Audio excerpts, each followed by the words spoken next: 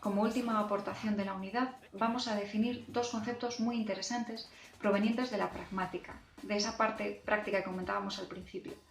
Son las presuposiciones y las implicaciones. Uno de los aspectos más interesantes de la comunicación y de la complejidad de la semántica es el propio hecho del éxito comunicativo, no siempre posible. Si os paráis a pensar, en una comunicación participan tantos factores incontrolables que a menudo no nos entendemos, los significados se pierden o directamente se transforman.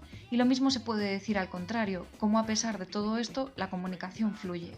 Como elementos entre comillas incontrolables, tendríamos la idiosincrasia del emisor y del receptor, con su mundo de significados autoconstruidos, que pueden ser o no compartidos, la propia creatividad en la interpretación y, por supuesto, las circunstancias o el contexto.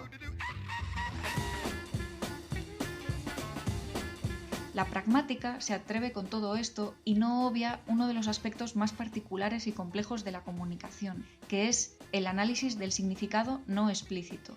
Y es que una comunicación no se produce solo en términos literales, sino descodificando un montón de mensajes implícitos. ¿A dónde nos lleva esto? A pensar, en primer lugar, en la connotación, pero también en la existencia de los sobreentendidos. Esto es, que habitualmente somos capaces de procesar o adivinar más información objetiva que la dada explícitamente por nuestro interlocutor. Es el momento de definir las presuposiciones y las implicaciones.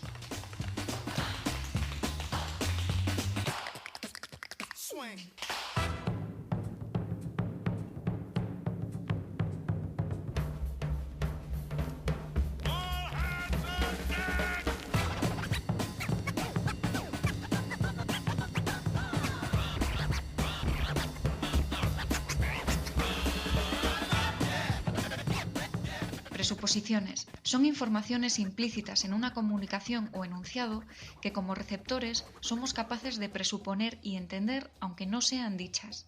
Es todo aquello que se dice sin decir o que ya se sabe sin necesidad de ser dicho. Implicaciones son informaciones que el emisor trata de hacer manifiestas intencionadamente al interlocutor sin expresarlas abiertamente. Se deducen por el propio enunciado o también por la información que se va generando en el contexto. No os preocupéis que lo vemos con ejemplos. Ante una afirmación como Marta ha dejado de quererme, se pueden presuponer las siguientes certezas. Marta existe y es una persona. Marta actualmente no quiere al emisor del mensaje, pero hasta no hace mucho sí le quería. La principal implicación es que Marta ha abandonado al emisor del mensaje.